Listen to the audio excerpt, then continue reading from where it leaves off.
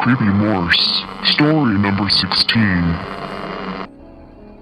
My house was built in 1904. It is a single-family home, wood frame setting on a concrete block foundation. I have been living here for about 12 years.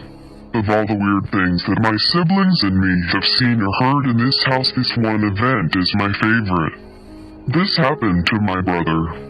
About 10 years ago, my brother and his best friends had started a garage band playing mostly Spanish rock, alternative music but in Spanish. His friends could only get together on Sunday afternoons.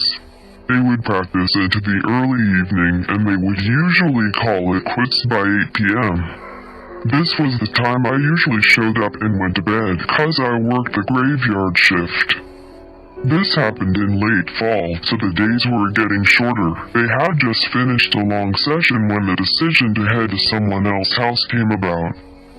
My brother handed his car keys to his buddy so they could load up the equipment. Everyone had filed out of the basement, but the tricky part was that they needed to walk all the way to the back of the basement, up the back stairs through the kitchen doorway, down the hall into the living room and out into the front porch. Everyone was outside sitting in my brother's truck waiting for him. My brother was walking up the back stairs when he remembered that he had left his pancakes in a to-go container sitting on a speaker in the basement. He made the decision to go back. Now the basement is not clean, with full sight lines. There have been partitions made and the boiler and main heating unit are right smack in the middle. So after my brother walks back, he is about to retrieve his food container when out of the corner of his eye he sees it. It is a shadowy figure right at his peripheral vision. This feeling of dread and uneasiness washed over my brother. We had been taught that if you were in the presence of a spirit or ghost and you felt a bad vibe, to say quick prayer or to cuss at it. My brother chose the latter. He basically just told it, "Hey, fuck you, I don't have time for this shit."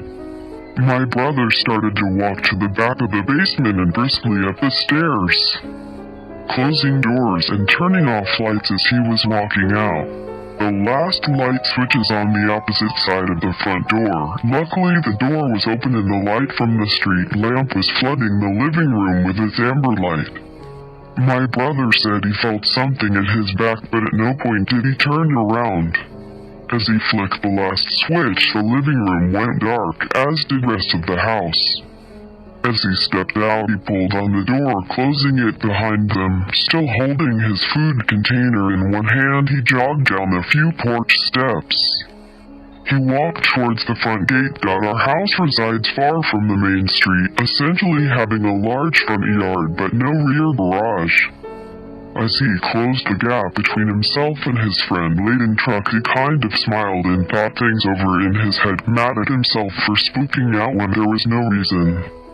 He climbed into the driver's side of the truck, putting on his seatbelt and getting ready to pull out of the parking spot directly in front of the house, when one of his friends asked, "Hey, wait, what about your brother? Isn't he coming with us?" My brother answered, "What do you mean? He went to work early tonight. He is already gone. Do you see his car anywhere?" The next question they asked, "So then who was walking behind you when you were leaving the house?"